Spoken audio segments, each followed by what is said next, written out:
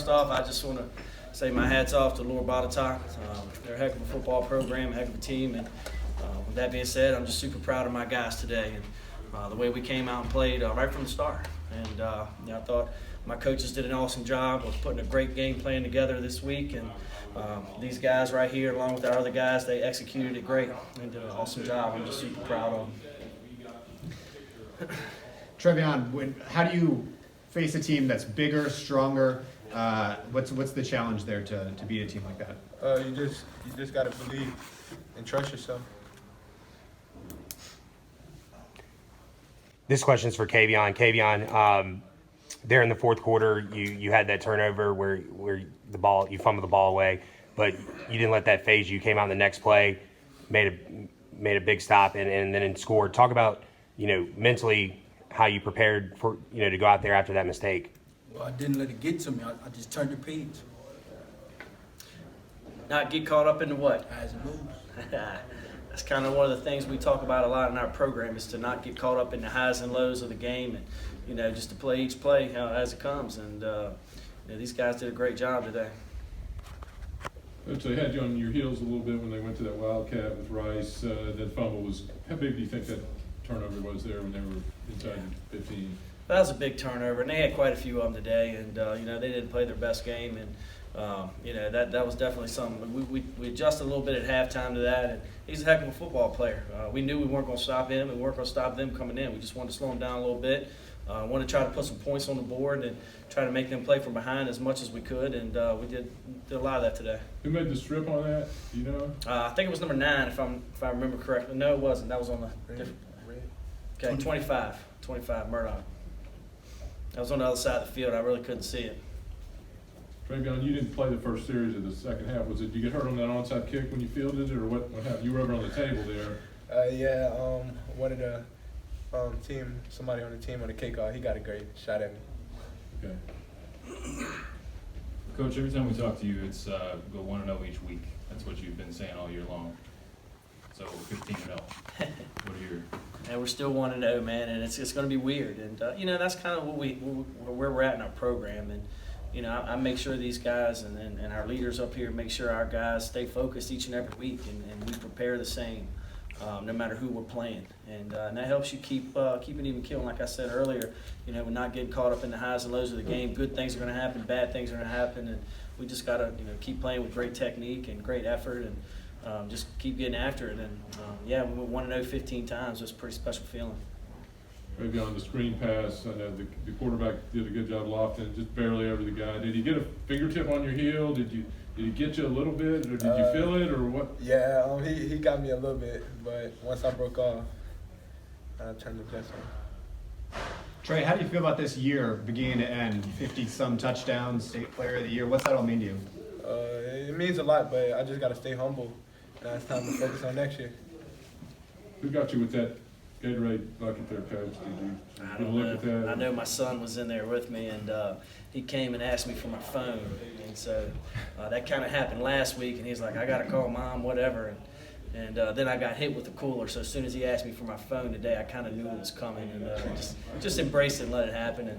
And, I'm just so proud of these guys. 32 down there on the end. Keon Williams played his last game at Hopewell High School today and was named the Regional Defensive Player of the Year. And that kid's had an unbelievable career for us. Capped it off with a state championship, 15-0 season. And, Robert Briggs right there beside him. Robert's been banged up, didn't practice all week, and had a sore ankle hurt ankle against Goochland last week, and he gutted it out today. And so did Kavion. Kavion hadn't practiced this week either, but maybe one day.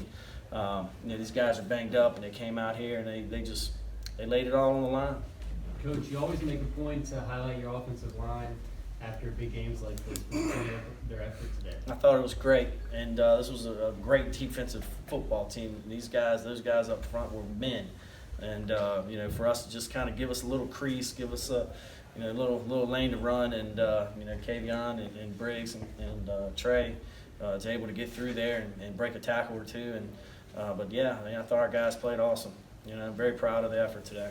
Any of the guys, Keon, that were on the team 2 years ago, was this that special because it was the first, or was this more special being your senior year and you get to walk out with this? It's more special because it's senior year. You got to go with the bang. When you leave high school, you got to leave a mark.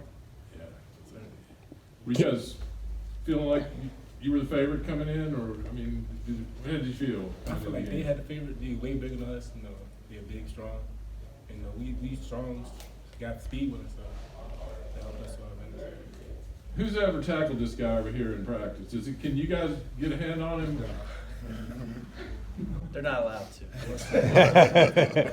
No, to be honest with you though, we don't even hardly tackle in practice. I mean, Tackle at all. we'll do tackling drills and things like that, but we don't do a lot of tackling in practice. And it's a long season, and you know we want to make sure our kids are fresh, and we play with great technique and great leverage, working on form tackling in practice. But as far as tackling to the ground, we probably don't do that once we break camp. Coach Irby, you earlier this summer you won a Dixie World Series title with your son's baseball team, and now you're here, state title. I mean, does winning just follow you? I mean, should we play lottery behind any numbers you give us? You know what, Byron, I'm very blessed, and I'm I think any head coach will tell you they can't do it alone, and I'm very blessed to have a great job with great support from the whole administration, and my coaching staff is unbelievable. We've all been together really since 2013. I mean, my assistant coaches have been with me for a long time, and when we have great players, it makes our job easy, and we're very blessed. Travion, what's your recruiting timetable? Are you going to commit late, early? Do you know? Do you don't know? Or? Planning on committing like sometime, like the beginning of next school year or sometime, like late in the summer. I'm not sure yet. You don't have a Final Five yet? No. Okay.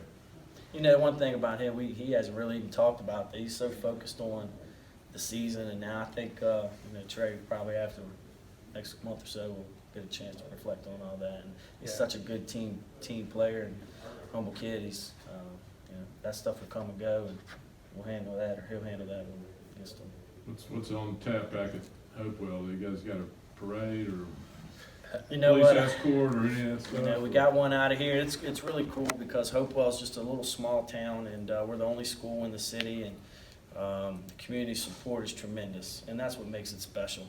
And we got a police escort out of the city this morning, and had the fire trucks and flag hanging over, and they take care of us. And anytime we can put a good product on the field and something they can be proud of, that's awesome to me. Do you guys feel? Go ahead. Do you guys feel beat up now? It seemed like there were a lot of times in the second half where someone was getting off the field really slowly. Oh yeah, they're a great team. Keon, how do you go up against an offensive line that's bigger than you? I have to stay focused. Just stay focused and just do me. You guys defensively last week, not defensively, but in the turnover margin last week, you had 3 big turnovers in the first half. This week, you flipped that, and you guys really got the ball, quickly a couple of times in that first half to really separate. Just the defensive guys, what was the focus coming into the game? It seemed like you guys were really prepared. We need to stop the run. That's all we got to do is just stop the run, force on the pass. That was the plan. That's what we need to do. Coach, you're up 28-0. You threw that pass, or you let your son call that play? Are you gonna take the credit for that one? Yeah. When it doesn't work, it always looks bad. But Brock Parker's a great offensive coordinator for us, and he called some great plays today. That screen to Trey was a big play on 4th down, and my hat's off to him. And that one just didn't work. And, what made you go with the screen there? Was it you just want to get him the ball somehow, or did you see something? I coach the defense, so I let those guys handle the offense, and they do a great job. I mean, I've always been told you hire good people, you let them do their job, and that's kind of what they do on offense. Brock saw something there, and our coaches saw something they thought we could take advantage of, and it was a good call, and the kids executed. Trey, have y'all gone to that play this year before, or is it something you've done? We ran the play before, but usually like the linebacker, he'll read me because I didn't seal the block. But I think this time I actually sealed the block hard, and then I popped out, and they were crashing hard. Coach, historically, Hopewell, you go back to like the 40s and 50s, they had some great teams that went undefeated. They had a 35-game winning streak or something like that. And now you fast forward to your era. This is 2 out of 3 for you and for these guys. as a Hopewell native and as somebody who, you know, the community means a lot to you, try to put that into context for me, what this sort of period of Hopewell football is. You know, I don't know.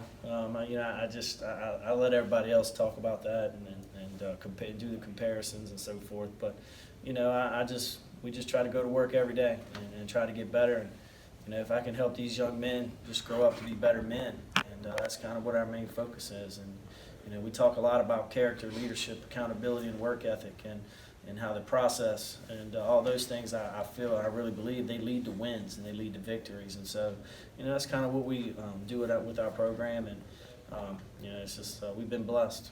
Like I said, I got great coaches and great players, and they do a great job. Coach, you really featured Travion today, but throughout the season you were able to turn to Kavion and Robert. You know, was that important to keep him fresh down the stretch?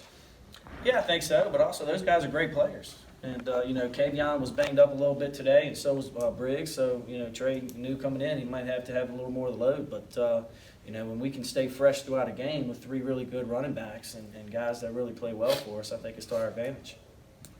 Talk about your road to get here, Coach. I mean, you guys went through a pretty big gauntlet, you know, playing where you play, the teams that you've played. How did you think that prepared you guys to make this championship run? It definitely did. And, you know, we played a tough regular season schedule. And, you know, I think that really gets us battle tested and ready for teams like Lower Botetourt. He was a great football team. You know, you see a lot of undefeated teams in different sports at different levels. They have that one game that maybe they got to dodge that bullet. Once you got over that last week after trailing like you did at halftime, did you kind of feel good that might have been your one that you got by? Well, yeah. And, you know, we felt good about it because it really was the first time, or maybe the second time, but the most adversity we faced all year.